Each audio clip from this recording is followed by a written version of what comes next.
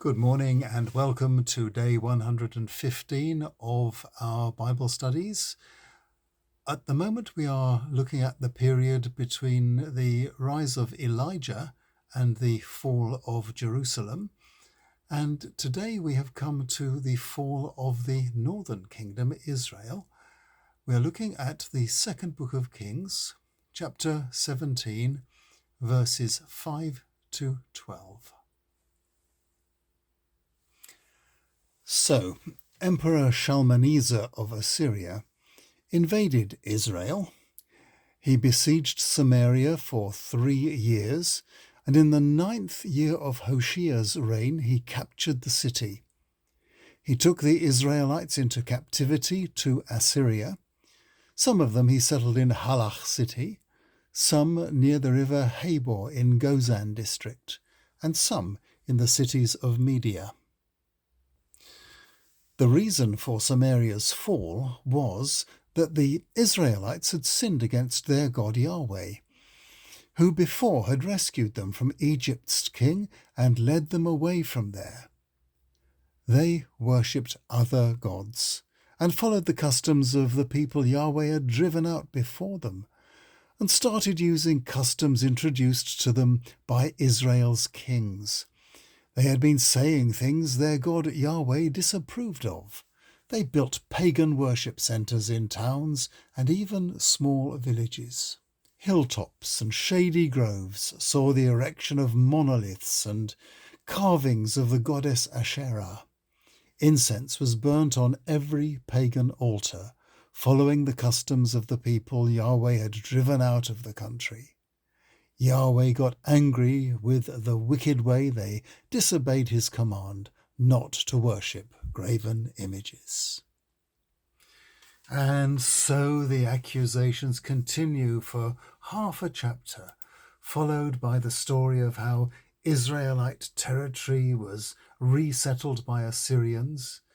The disasters that followed the occupation included attacks on the settlers by predatory lions, which prompted the Assyrians to send an Israelite Yahwist priest back to Bethel to make sure the settlers obeyed Yahweh's laws.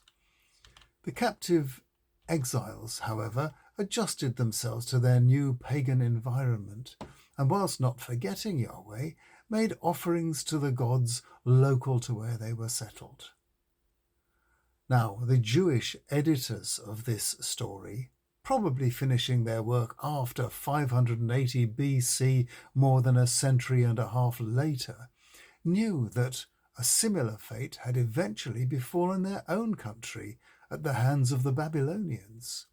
Yet here they insisted that the same confusion of faiths had continued to this day, as they put it, amongst the former tribes of Israel, the land henceforth known as Samaria, after its capital city. Well, we've seen large-scale movements of populations in our own and our parents' generations. Many of us, including myself and my wife, are descended from displaced people.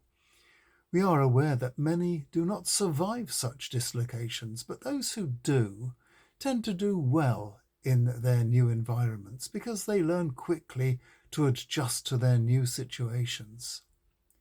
The Israelites were obviously free largely to organize themselves, and they set up their pagan shrines and ordained non-Levitical priests to worship there. The editors of the story were strictly Yahweh's advocates, of course, and were taking pains to show that Judah, though not faultless in these matters, nevertheless made stronger efforts to remain faithful. The Assyrians were on a roll, though, and their next target was to be the Jewish capital, Jerusalem. Meanwhile, our world today is seeing huge and ongoing migrations of refugees from wars and failed states. As I noted earlier, both I and my wife are descendants of such people, 1 generation and 4 generations in the past, and we are glad to say that When our forebears came here, the political climate was a welcoming one.